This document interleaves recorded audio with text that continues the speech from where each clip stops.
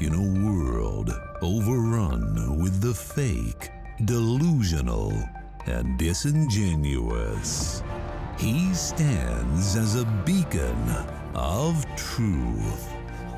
He is Abuki Cabal.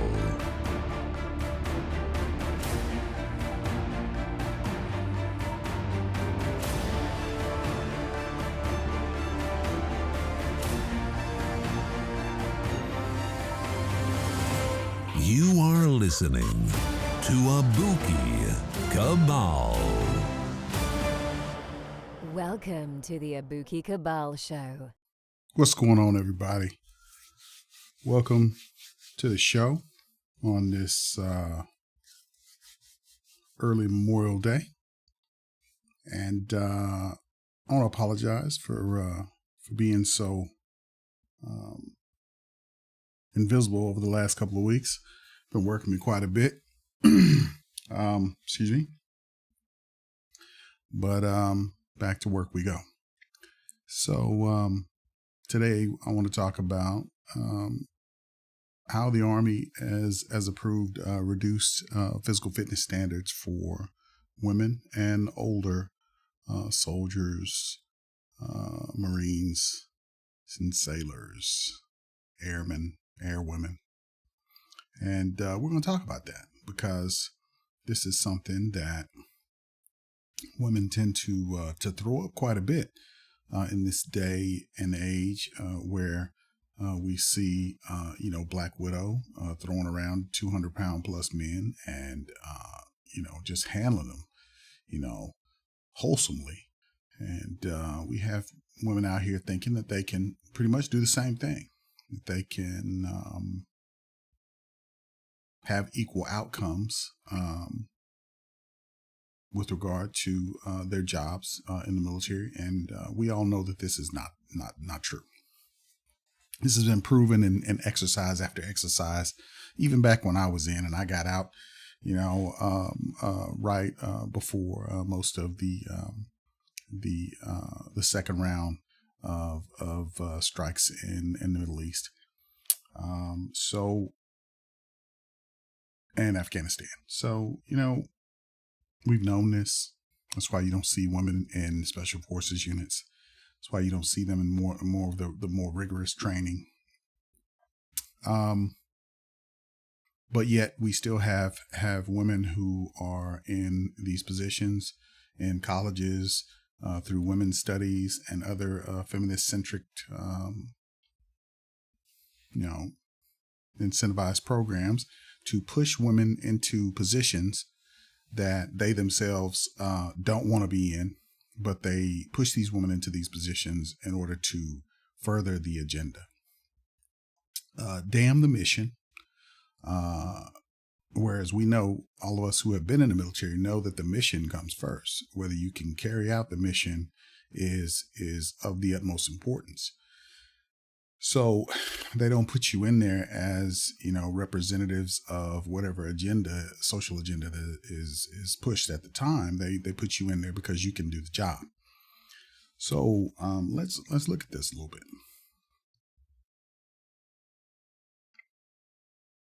It is, unfortunate that we live in a world now where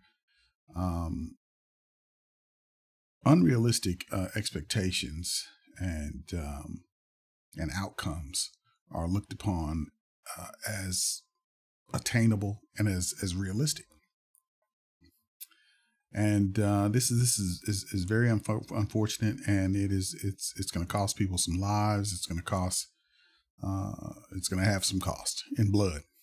And for those of us who have served and know what that means, we know what's up with that.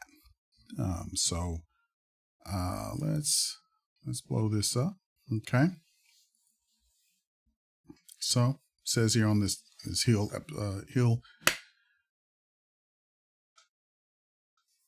article that the Army approves reduced physical fitness standards for women, older soldiers. Okay. This was in March of this year. Okay, following a 3-year review, the Army has scrapped plans to use the same physical fitness test for all soldiers, choosing instead to have some reduced standards to allow women and older soldiers to pass. The service announced Wednesday the decision follows a RAND-led study that found men were more easily passing the new, more difficult Army Combat Fitness Test, ACFT, compared to women and older soldiers who were failing at noticeably high rates. The 6-event test, developed in 2019, was an expansion from 3 events, push-ups, sit-ups, and run, soldiers had done prior to this. And pull-ups are in the Marine Corps standards also. So I'm wondering how that affected Marines and sailors. Okay, this test is an essential part of maintaining the readiness of the Army as we transform into the Army of the 2030. Army Secretary Christine Wormuth said in a statement announcing the changes. The revisions to the ACFT are based on data and analysis, including an independent assessment required by Congress. We will continue to assess our implementation of the test to ensure it is fair and achieves our goals of strengthening the Army's fitness culture. I don't think they're being honest about that. I think that it would basically kick out too many people, and they want a certain number of women, and they want to allow some of the older soldiers to continue to serve. Some of the older soldiers, I can kind of see that because they're not necessarily going to be in the in situations where they may have to have more rigorous requirements. The women, not so much, because once you start getting up into the higher ranks, your placement on the battlefield is a little bit more protected, let's say. Okay, the Army first changed its fitness test to include deadlifts, power throws, push-ups, planks, a run, and a sprint drag carry event, as well as a leg tug that was eventually eliminated. A leg tuck, sorry. The service leaders hope the newer test, the first such change in more than 40 years, will better replicate tasks needed for combat while reducing the risk of injuries. But the new fitness curriculum was quickly criticized after it became clear women, older male soldiers and National Guard and Reserve troops had difficulty passing it. About 44% of women failed the test from October 2020 to 2021. 44% compared to about 7% of men, military.com found at the time. What does that tell you, men? What does that tell you? Okay. Here we have a situation where we want equality, but we are changing the standards to get equity, an equitable outcome for those who are unable to pass the test. I don't think this would be acceptable in any other realm, educationally or physical fitness, anything of that nature. But for some reason here we're doing it, and it's political. So 44% of women fail this test in a 1-year period. That's incredible. All right. And they give you three chances to pass this test. They're not, adding that, but usually with the physical fitness test, you you get 3 chances. I've got tons of certificates of me passing those physical fitness tests far beyond what was required. So, I think I kind of know what I'm talking about. But anyway, ACFT scores collected during the diagnostic period show some groups failing at a noticeably higher rates.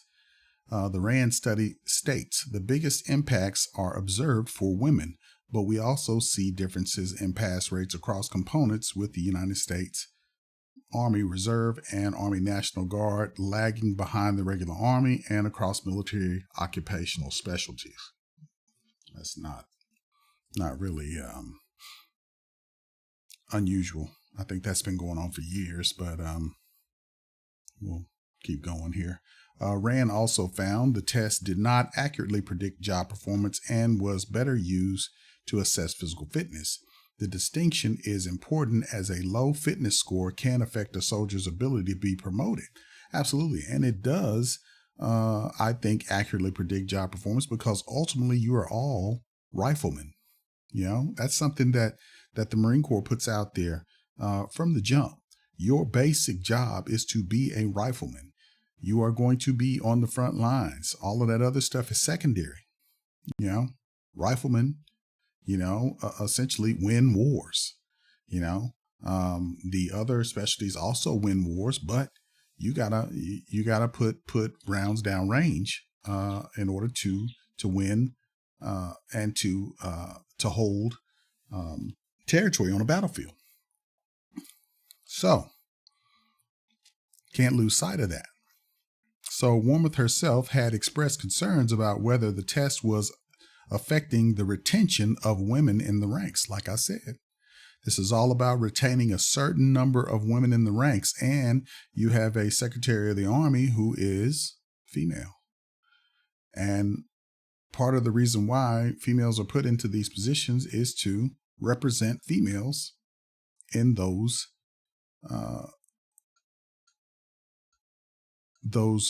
particular departments that they are over. Okay. So you can't lose sight of that. I also have concerns, obviously, about the implications of the test for our ability to continue to retain women, which we obviously want to do, Wormuth said at her nomination hearing in May. The revised test used new scoring scales and updated test events, which will allow women and older male soldiers to do slightly less in some of the events and still pass, such as the deadlift, where they will pick up less weight. Women and older men also get slightly longer to complete the run. The maximum score for each test event is 100 points. The soldiers must get at least 60 points on each event to pass. If a soldier fails, they will be able to retake the test after several months, but will be discharged from the Army if they fail twice. Okay, so they took out 3 times. Okay, so I'm going to stop there for a second and say this. On the battlefield, you don't get any second chances. They're not going to give you a second chance to drag that soldier to safety. They're not going to give you a second chance, or reduce the weight, of what you have to carry to the battlefield to be operational. If you can't do the job, then don't apply for the job, is what this comes down to. And if these people can't do the job, then they don't need to have the job. Another part of this problem is that we're finding that people who are trying to go into the military are a softer breed, is what the language is now. These people are not as strong as they used to be. They're not mentally as strong as they used to be, and it is causing problems for the military in trying to find viable candidates for the defense of our country. That's a problem. That is a problem socially, as well as militarily. So something is going wrong. And I think here in the Manosphere, we're talking about a lot of the things that are causing this softer version of men and women to begin to propagate in our society. Okay. With the changes, the Army will join the other military services, which also have tiered event requirements based on gender and age for their test. Now, I have a problem with that. I mean, if you're basing these things on gender, then I mean, if everything is supposed to be equal, which is what we're hearing all the time. Men, there are no differences between men and women. Why are we having to modify tests in order for the retention of women? Now, I can understand older soldiers, but I can't understand women. And the reason why I can't understand women is because the argument that we have had pushed in our society through these women's studies, which have created this unrealistic vision of the abilities of women to carry out jobs that men have done for centuries. So if things are all things are equal, as they're saying, then let it be equal. Let them see what the end result will be, and then go by that. You see that you can't retain these people unless you change the test. So that means that they're not qualified. But you're not going to say they're not qualified because you don't want to seem sexist, is where we are now. This is crazy. All right. The new standards will only be applied to regular fitness tests given to all soldiers annually and will not change the test troops need to take to qualify for certain Army jobs such as combat positions and specialties. The new plan will also be under a trial period with active duty soldiers to begin taking the test in April, but not penalized if they fail. The test will then officially take effect in October to be taken twice a year. National Guard and Reserve soldiers, meanwhile, will have until April 2023 to take the test without penalties and will take the test once a year. Okay. I just wanted to throw this out here and see how you guys felt about that. All you veterans out there, all you guys and girls, how you feel about that? How do you feel about them, changing the test and making it look like you're top tier when you're not, and putting you in a situation where you have to be top tier in order to get out alive, and you're not. They're not doing you any service by fudging the test for you and making you feel like Black Widow when you're really not Black Widow.